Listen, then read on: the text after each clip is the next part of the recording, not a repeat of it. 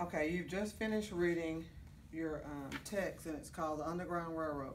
I found this text on ushistory.org because what I wanted to do was after reading the picture book, I wanted to give you some solid information to build upon because, of course, the picture book doesn't give you intricate details.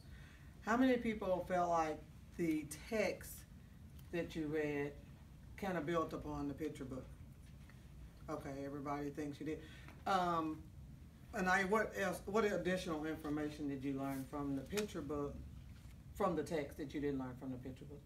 Like from what I didn't learn from Facebook was that there were like people like thousands of people helping the slaves get helping them go to churches and houses. Okay. Oh, so you learned about the network. Yeah. Mm-hmm. Okay. Okay, Caitlin, what did you learn?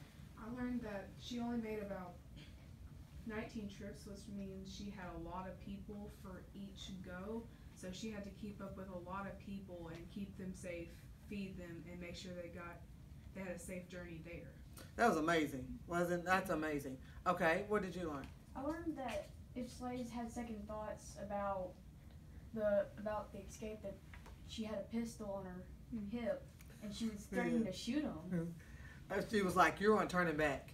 You're going with me." What did you learn, Miss Devin? She already said it. She beat you to it. Okay. Did anyone have any questions from the text? Okay, Anaya. Okay, so like when they were made to the north, the slave owners wanted to get them back, but why did they try to get them back when they were already free? Free. Why did they? Does anybody know why they tried to get them back? Because it was their like, property. I know it's like stolen property, but like why did try to get them back when they were free in the north? They wanted them back because what? Olivia, you want to help? Well, they weren't free because they already inflicted that state act, the Figure State Act? The Fugitive Slave Act. Yeah, and it means that if you were traveling to the north and there was a slave in the south that already escaped to the north, you got to bring him back. And again, what Olivia, the first answer was because they were property. What happens when you lose slaves? What did you also lose? Money. Money. And you lost money because you didn't have that slave doing what? Working for you. A couple of questions that I did not put on your open response because I only gave you 2 open response questions to ask, but a couple of other questions that came with the text that I wanted to kind of ask you about. What do you think the central ideal of the text is? Hold it first before you answer that. Tell me what central ideal is, because yesterday I got an email from one of the other teachers and she said she has trouble for students understanding central ideas. So that's something I want to try to capitalize on. Yes, ma'am. It's like the overall meaning of the text. Okay, Olivia, you want to add something to it? That's pretty much agree. Okay, so what was the central idea of the text that you just read called The Underground Railroad? What was the central idea? I think it's to explain the underground.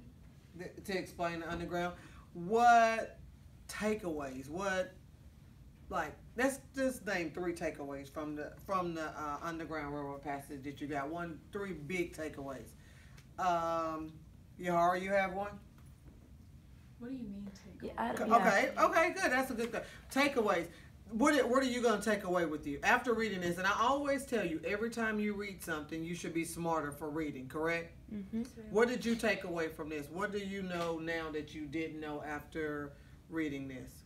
That there were thousands of people working together for the Underground Railroad. Okay, you learned about the Underground Railroad network. It was a total network. Okay, Kayla?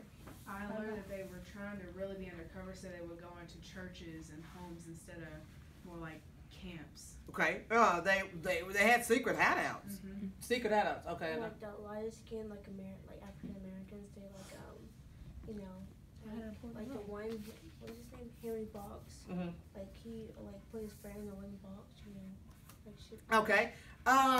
The wooden box. Oh, and you know what? I'm so glad you mentioned that because the same author and Kadir Nelson was the illustrator for this. He wrote a book called Henry's Box. You would like to read that one? Okay. I thank you for reminding me that. I had forgotten about that. I have Henry's Box. I just have to locate it because it's really, really big, and I don't have it on my bookshelf over here. But we will read Henry's Box, so you could just add more to you. Okay, so we had 2 takeaways. What's the third takeaway from the article? Something. The main conductor was Harriet Tubman. She was the main person, was she not? Okay. She was, Harriet Tubman also was a spy. She was a spy for who? Yeah. Good job, good job. Who was she a spy for? She was a spy for Union. During the Civil War. Yeah. She's just an amazing person, wasn't she? Okay, let me ask you this. When we read this book, and then we read the text, maybe we read I say text, but the article that I printed out for you, how can I connect that to a modern day cause? What modern day cause can I connect that to? Why? Because I always want you to be smarter after you read something. Yes, ma'am.